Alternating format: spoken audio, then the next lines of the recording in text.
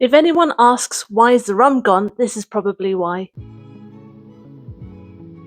Hi everyone, it's Tash and welcome to another Wednesday recipe video, and today we are going to be making a banana rum cake. Timestamps are down below in the description if you want to skip the initial blah blah, but stick around if you want to hear a little bit about what we're making first. This banana rum cake is a good alternative if you don't actually like Christmas cake. Don't feel confined to eat it just over Christmas though, it's a good all-round cake. I modelled it off of Caribbean style Tortuga rum cake. Those are generally just plain yellow butter cakes. I say plain, they're delicious, soaked in a buttery rum syrup. My banana cake is simply the banana cake version of that. So with all that said, let's go to the kitchen and see how it's done.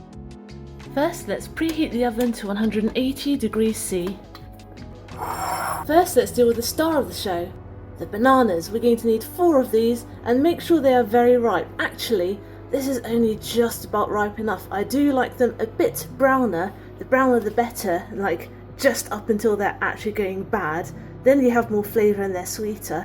These I'm impressed. These are a week old and they're still not brown enough for my liking, but we can just about get away with it. So 4 of these please. Peel them in a bowl. And we're just going to go in with a fork and mash them.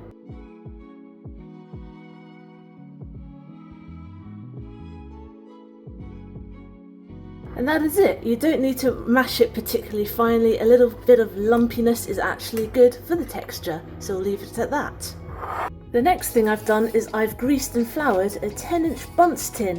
So what I've done is I've wiped it with a little bit of softened unsalted butter, or you can use oil, vegetable oil, and then I've put a little bit of plain flour in there and shaken it around, and this will help the cake not stick.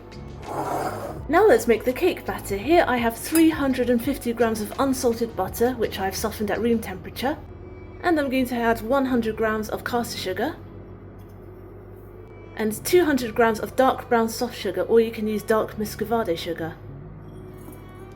And now I'm just going to whisk this up until it's light and fluffy.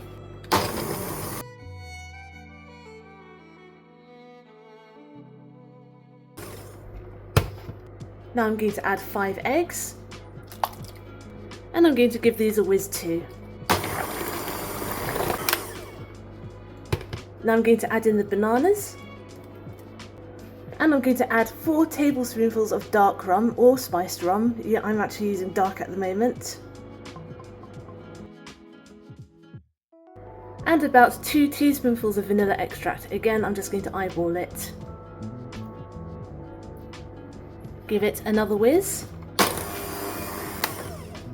Now I'm going to add 380 grams of self-raising flour,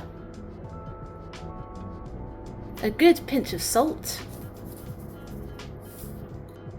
and also 1 packet of banana pudding powder. I got this online. You used to be able to get it in the shops often. You can also use a packet of vanilla pudding powder if you can find that instead, but banana gives it obviously that extra banana flavour. And we're going to carefully, because this bowl is quite full now, give this a very gentle whiz.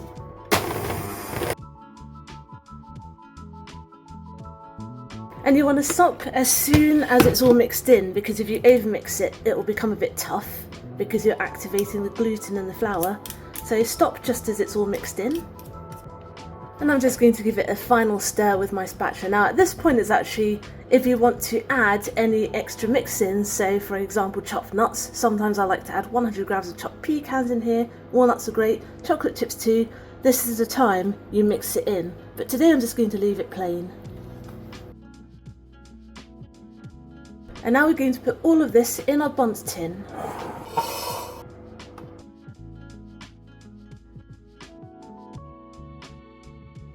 I'm going to do it on this sheet just to protect the work surface a bit. And I'm going to tap the pan down. That's both going to remove the air bubbles inside, any big ones so we don't have any air pockets, and it's going to help even out the surface. And now we've got to bake this for about 80 minutes. Yep, that's 80. Keep an eye on it. Halfway through, lay some foil on top so the top doesn't burn, and keep checking on it. But yes, it does need to go in the oven for quite a while, so I will see you later. Time is up. And to test that it is truly done, I like to take a skewer, well in this case a toothpick because I don't have a skewer, poke it all the way in, and check it.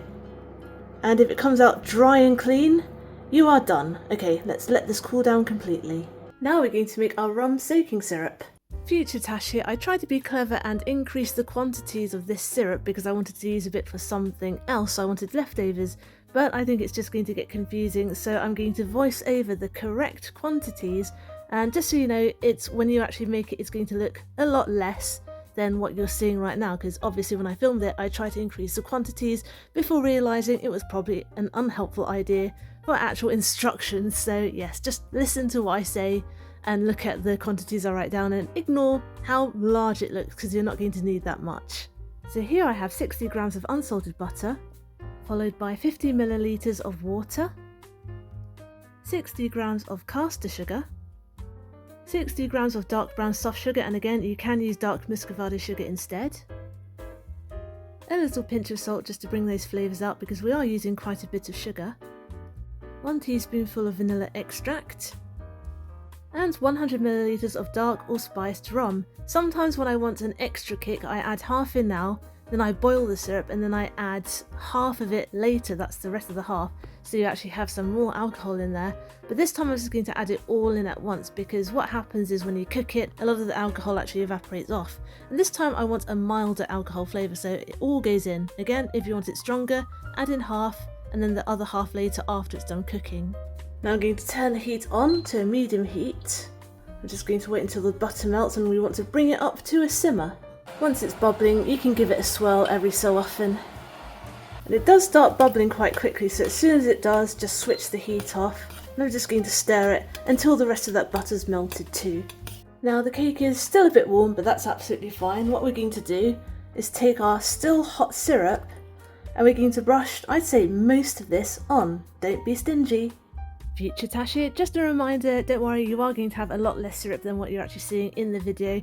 Yes, you do have to use most of that syrup to soak in the cake, that's absolutely fine. Just make sure you leave a few tablespoonfuls at the end for reserve, because we also need a little bit of leftover syrup to make the icing, and also to brush a little extra syrup on the top of the cake too. And now I'm just going to leave this to soak in and cool completely. If the cake was already cold when you added your syrup, then wait about an hour. But in this case, I think I've got a couple of hours to go, because this is a big cake, so it's going to take a while to cool down. Right, now that our cake is cool, it is time to plate it up. This always makes me nervous because this is a heavy cake and this is a heavy plate. Right, technically this is a cheese board, I think. Let's write this the right way up.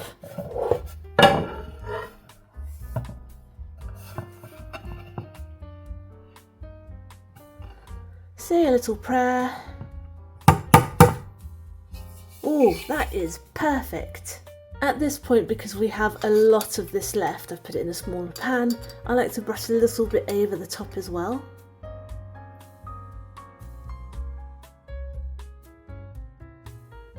And now we're going to use the rest of this for our icing, so for the moment, let's set this cake aside just to absorb that extra syrup. And over here, I have about 200 grams of icing sugar. And we're going to take the rest of our syrup and we're going to add just a little bit at a time. We're not going to need a lot because I want a nice thick icing. So let's start with 2 tablespoonfuls first. Let's do one more, 5. Now, if I were piping the icing on, which is what I did last time, you'll see on tashcakes.com what it looks like when I pipe the icing. This would be nearly ready. I'd only add a tiny bit more to make it pipeable and smooth but not too runny. This time I want it kind of spreadable, so we'll add a little more, then a little more. Let's do 1 more tablespoonful. That is perfect. Let's put this on our cake. You see it's well absorbed all of that liquid now, and trust me, it can take it. And I'm literally just going to spoon this on, I'm not even going to pipe it this time. And my little trick to even it out is just to tap it down. You can see some of the air bubbles popping in there. So now you can just let the icing set a little bit for 15 minutes, it will form a little bit of a shell, or you can just slice it up immediately. The smell of rum and butter coming from this is so delicious. And take a look at that, nice and fluffy, not soaked, just like I promised. It really does take a lot of moisture, this cake. Right, let's take a dig in.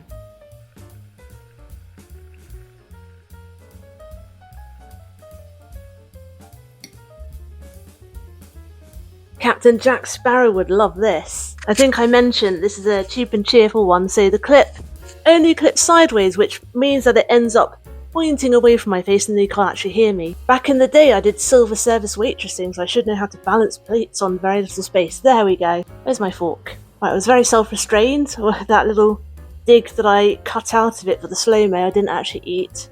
Here we are. Cheers. Beautiful cake. You still got that rum coming through. It's not soggy like I said, it can take a lot of moisture. Still fluffy and not too boozy. Like I said, if you want to actually want that kick of raw booze, then when you make the syrup, add in half first and then after it's cooking then add in the rest so it doesn't all cook off. So there you go, a banana rum cake fit for pirates. Thanks for watching. I hope you enjoyed today's recipe video and I hope you will join me next Wednesday for my next one. Get the full written recipe on my blog tashcakes.com, follow me on Instagram, I'm tashcakes.tastes, and find me on TikTok too, I'm tashcakes there too, but my handle is food in slow motion. Subscribe to my channel if you'd like to see more, give this video a like if you'd like it to help other people find it, comment down below if you'd like me to make anything in particular, and I will see you all next time. Be good, be nice, and have a good week.